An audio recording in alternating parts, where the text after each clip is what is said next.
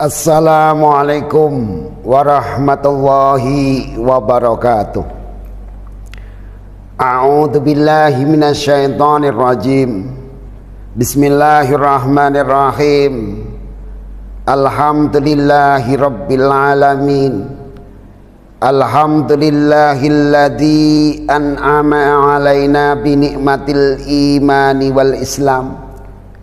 Wassalatu wassalamu ala khairil anam wa ala alihi wa ashabihi wa man tabi'ahum ila akhiril hayam. Hadratal muhtaramin, para alim, ulama, juga pemirsa yang saya hormati, semoga dimuliakan oleh Allah.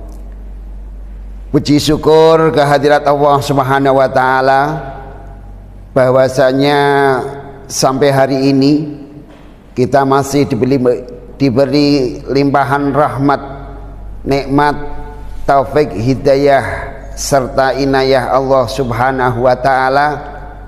Terbukti dalam hari yang kesekian kita masih diberi kesehatan, keimanan, Islam, sehingga kita masih bisa bersama-sama melaksanakan ibadah Ramadan ini dengan penuh harapan semoga mendapat ridha dari Allah Subhanahu wa taala.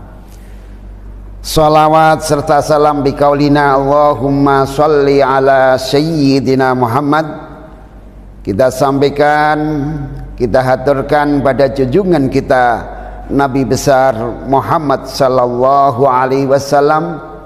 Semoga kita dengan bersolawat termasuk umat yang cinta kepada beliau dan kelak mendapatkan syafaatnya. Amin, Allahumma amin. Pemirsa yang dirahmati Allah Subhanahu wa taala, dalam kesempatan ini sedikit saya akan menyampaikan tentang membangun kepedulian sosial melalui ibadah puasa. Saudara kaum muslimin, pemirsa yang dirahmati Allah Subhanahu wa taala, dalam hadis Rasulullah Muhammad sallallahu alaihi wasallam Nabi bersabda, man soma Ramadana imanan wahtisaban ghufira lahu ma taqaddama min dzanbi. Pemirsa yang dimuliakan oleh Allah, dalam hadis tersebut ada satu penekanan bahwa seorang yang puasa yang akan mendapatkan pahala, diberi maghfirah, diampuni segala dosanya yang telah lampau. Ini adalah yang didasari dengan iman dan keikhlasan. Imanan wahtisaban. Saudara yang dimuliakan oleh Allah, puasa adalah ibadah yang sangat-sangat beda dengan ibadah-ibadah yang lain. Ba'dul ulama mengatakan puasa adalah ibadah sirriyah, ibadah yang sifatnya rahasia, ibadah yang tidak bisa kita ukur dengan panca indera kita. Karena puasa itu sendiri juga Allah yang akan memberi pahala terhadap orang yang puasa itu. Allah berkata dalam atau berfirman dalam hadis qudsinya, as-saumu li wa ana azzibihi. Puasa hanya untukku dan aku sendiri yang akan memberi pahalanya. Bapak Ibu kaum muslimin, pemirsa yang dirahmati Allah, dalam ibadah puasa beberapa hal ada yang membatalkan puasa, tapi ada juga yang membatalkan pahala ibadah puasa. dalam hal ini singgungannya dengan sosial kemasyarakatan, perlu kita ketahui bersama bahwa banyak hal yang ketika kita itu tidak puasa menurut agama sudah dilarang. Ada ghibah, ada namimah, yang semuanya itu adalah berhubungan dengan individu lain atau hidup sosial, seluruhnya sudah dilarang oleh agama.